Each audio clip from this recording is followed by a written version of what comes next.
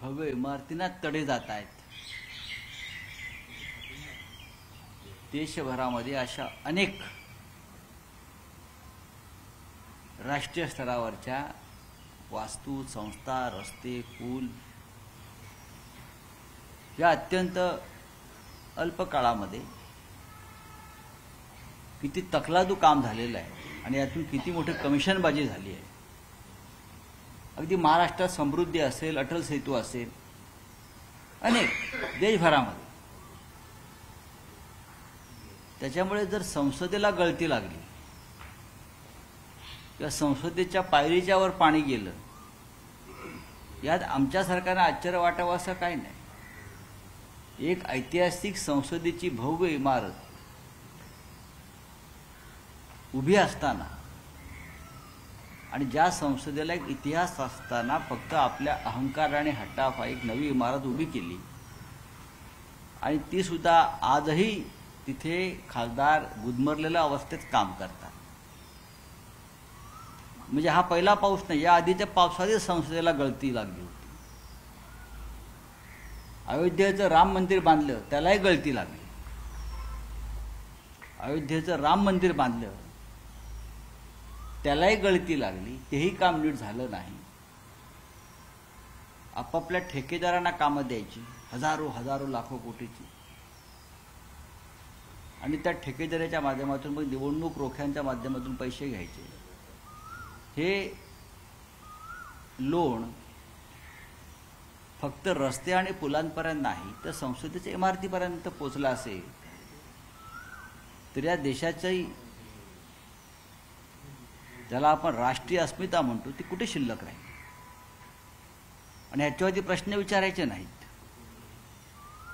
ह्याच्यावरती शंका उपस्थित केला की तो राष्ट्रद्रोही ठरवला जातो आणि मग त्याला संसदेतून बडतर्फ केलं जातं, त्याच्यावर खटले दाखल केले जातात, प्रश्न विचारायचे नाही। पण संसदेमध्ये जर अशा प्रकारची अवस्था असेल पार्लमेंट सुरू असताना, तर त्याच्यावरती लोकांनी प्रश्न, सदस्यांनी प्रश्न का विचारू नयेत आणि जनतेच्या मनात प्रश्न का निर्माण होऊ नयेत, हा साधा सवाल। मुंबईची अवस्था पहा। मुंबई महानगरपालिकेमध्ये लोकनियुक्त राज्य नसल्यामुळे नगरसेवकांचं मुंबईचे रस्ते, मुंबईची दुर्दशा, नागरी सेवा ही दुर्दशा उडवली। दिल्लीमध्ये लेफ्टनंट जनरलच्या हातामध्ये सत्ता आहे। केजरीवाल यांचं सरकार जरी असलं तरी मुख्यमंत्र्यांना तुरुंगात टाकलेलं आहे,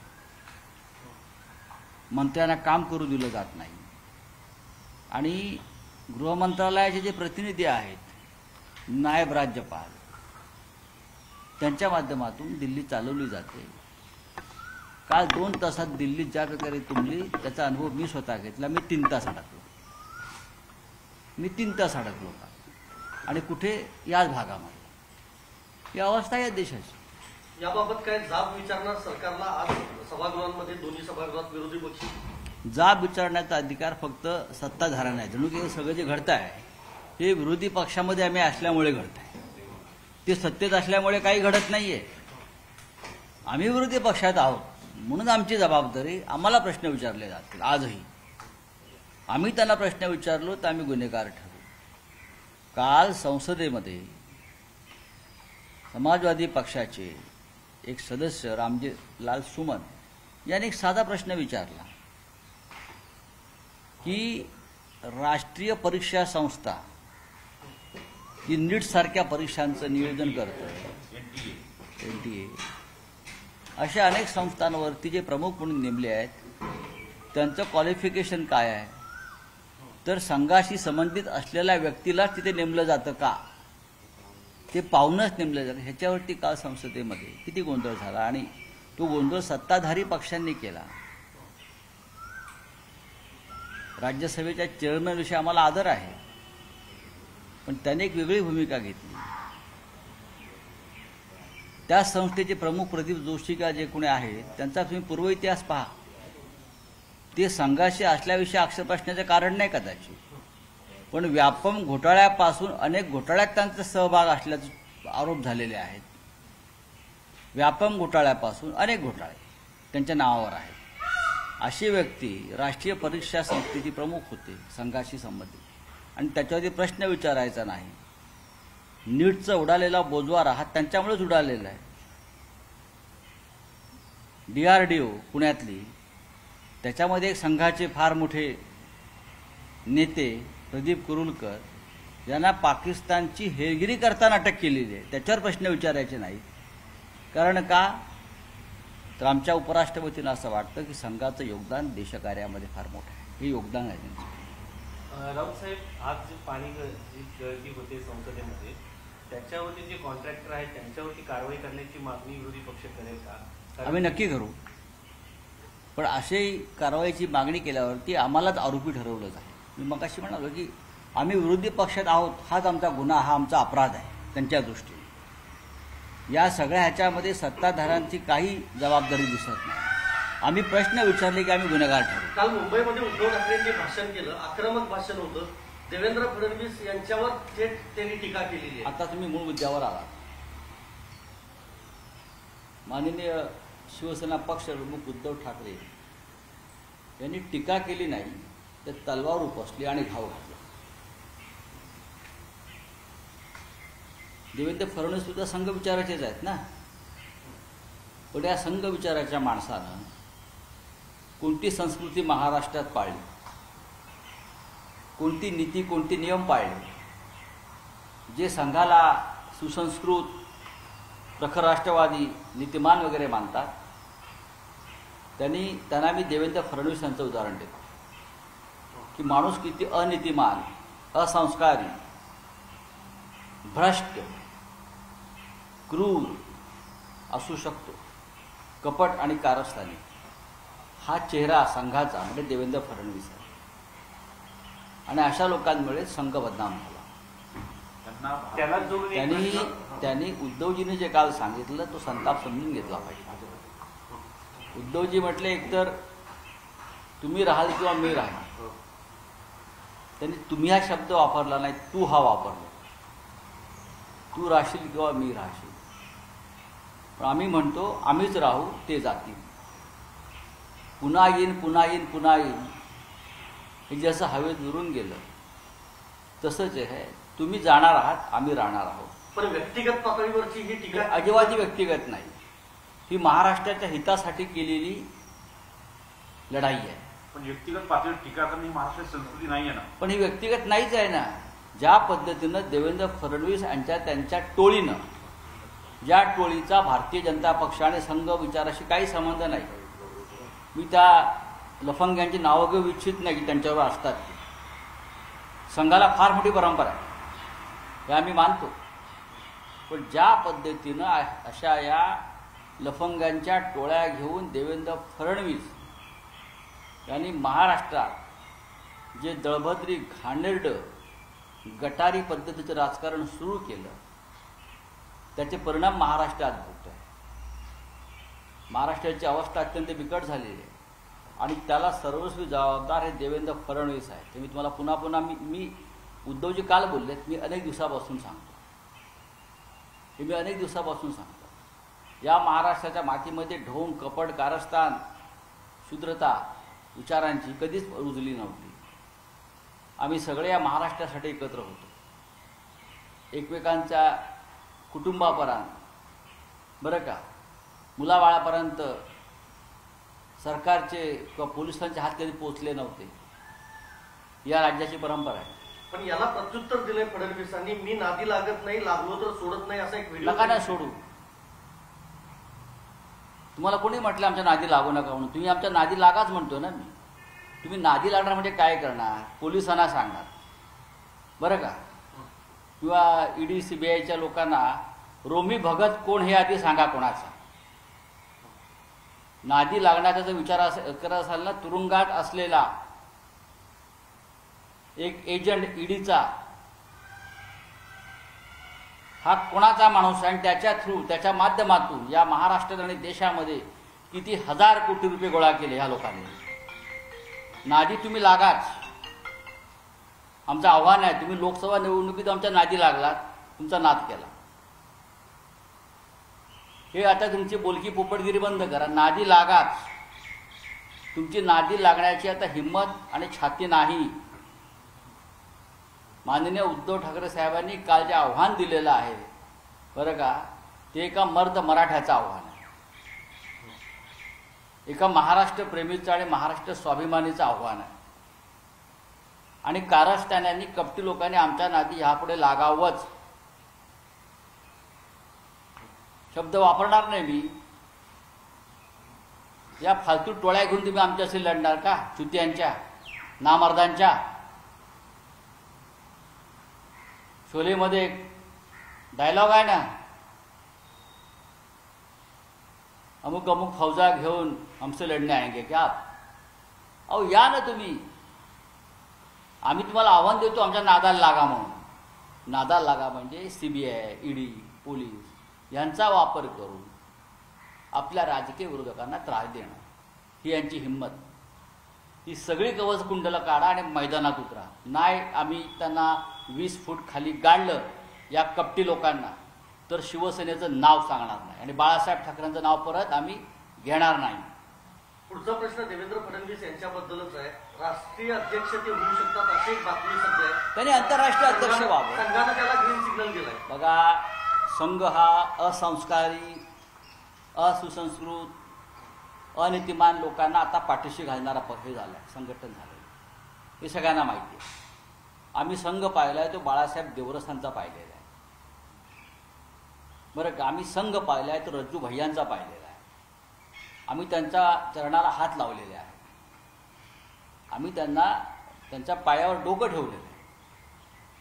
मी आणि हिंदुत्व सम्राट बाळासाहेब ठाकरे बरं का, किंवा त्यानंतर रज्जू, आम्ही स्वतः जाऊन ते जिथे असतील तेव्हा आम्ही त्यांच्या पायावर डोकं ठेवलेलं आहे. आम्ही तो संघ मानलेला आहे.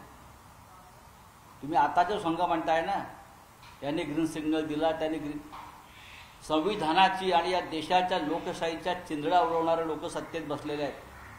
देशाची संस्कृती खतम करणारे लोक सत्तेत बसले आहेत. संघ काय करतोय? ज्या संघाचा भारताच्या स्वातंत्र्य लढ्यामध्ये एका टिंबा एवढं योगदान नव्हतं, किंवा ज्या संघविचाराचे लोक जलेजावची चळवळ चिरडून टाका असं ब्रिटिशांना पत्र लिहित होतं, त्याने आमच्याशी लढण्याची भाषा करायची नाही, अजिबात नाही. विधानसभेसाठी एकनाथ शिंदे शिवसेनेच्या वतीने ताई माई अक्का हे अभियान सुरू करण्यात आलं. करा ना.